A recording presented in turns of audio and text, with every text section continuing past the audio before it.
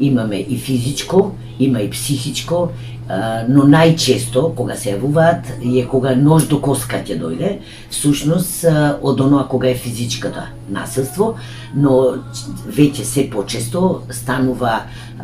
проблемот јавен и како вид на превенција се јавуваат и насилствата кои што се од психичка, се јавуваат од економска страна. Тоа значи дека едноставно ги имаме од секаков вид.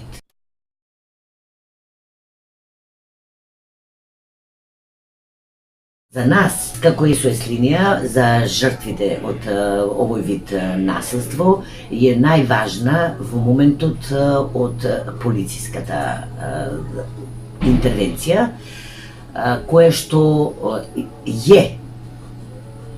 во улога на превземање на случаите, но за нас, како стручна служба, сметаме дека треба се поголема едукација на полициските службеници, за сите говориме, не само на одредените лица, командири, командирки, специјално поставени за родови прашања, специјално поставени служби за семејно насилство, бидејќи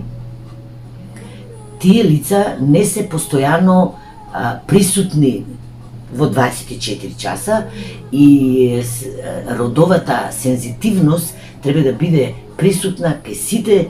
полициски службеници. Втората алка во Синџирот се и центрите за социјална работа. Тука има поголем напредок,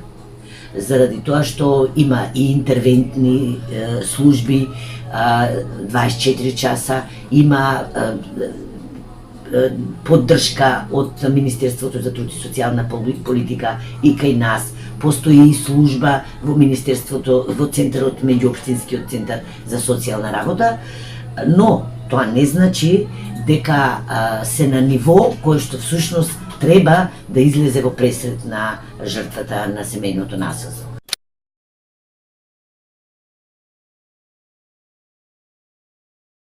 Кој национална SOS бесплатна мобилна линија е важно дали проблемот од кој обем е, проблемот што бара, свесноста се зголемува, јавувањата се постојани, лицата се 95% од жени, има мажи, но многу помал број, но во последно време се зголемува бројот на насилство кај повозрастните, односно постарите лица од третото доба, од своите најблиски, од своите деца, од своите внуци, од оние кои што всушност имаат некаква потреба од нивните примања, од имотни, правни односи, и тоа е се многу почесто на линијата.